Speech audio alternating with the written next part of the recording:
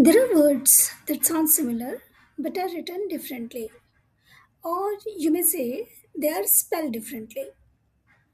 These words have different meanings altogether, like TO2, TWO2, TOO2, or YOUR your and YOU apostrophe RE your. These words are called homophones. Let's practice some of them.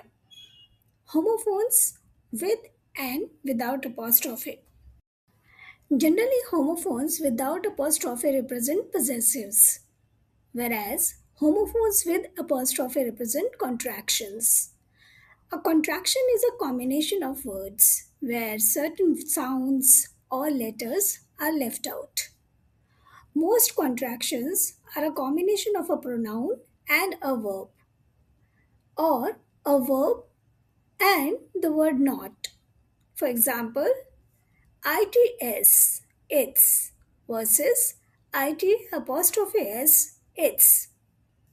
Let's take an example. Please take down the book from the top shelf. Its cover is red in color. It's the same book we bought last Saturday. The next example is your versus your. Your cake is on the table. You're going to love it. So, in the first sentence, where we said, please take down the book from the top shelf. Its cover is red in color. It's the same book we bought last Saturday. So here you can see its cover is red in color. In this sentence, its is one word and it's without an apostrophe. Therefore, it's a possessive. Now, in the sentence, is the same book we bought last Saturday. Here, its is with an apostrophe. That is a combination of two words, it and is. So it is a pronoun and is a helping verb. Now, in the next sentence, your cake is on the table. You're going to love it. Here, your cake.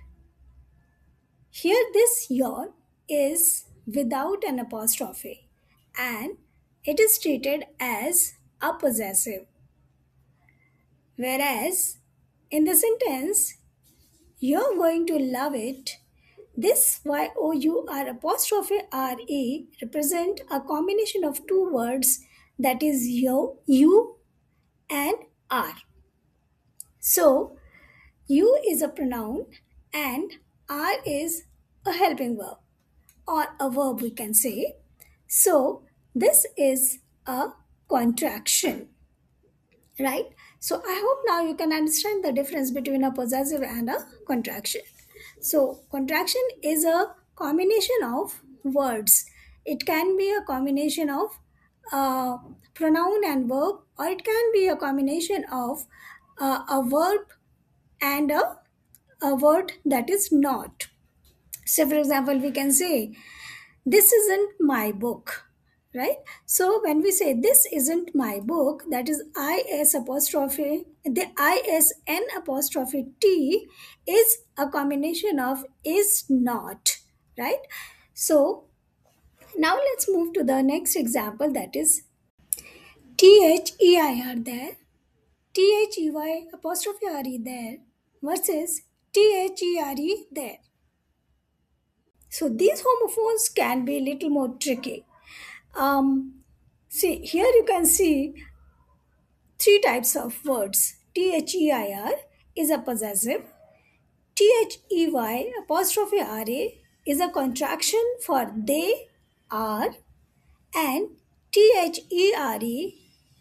is a word that points to a location. Now, if we form a sentence with a combination of these three homophones, it comes like this. They are throwing a party tonight at their new house. I'll see you over there. Therefore, THEY apostrophe RE is a combination of they are, hence it's a contraction. And THEIR, their new house, here, their THEIR is the possessive. And in the next sentence, I'll see you over there, THERE, this is the location. Let's now move to the homophones without apostrophe. Yes, all of the similar sounding words without having any apostrophe, that means no contractions, but they are spelled completely differently and they sound very much alike. These are really tricky to deal with. For example, TO2, TWO2 versus TOO2. TO2 is used as a preposition or adverb. TOO2 is used as an adverb and TWO2 is used as a noun or a pronoun or an adjective. Similarly, we have another combination, say stationary versus stationary. Yes, STATION ARY stationary versus STATION ERY stationary. The first one, that is ARY, is an adjective which means immobile, and the stationary ending with ERY is a noun which means materials for writing or typing, such as papers, pens, and ink, etc.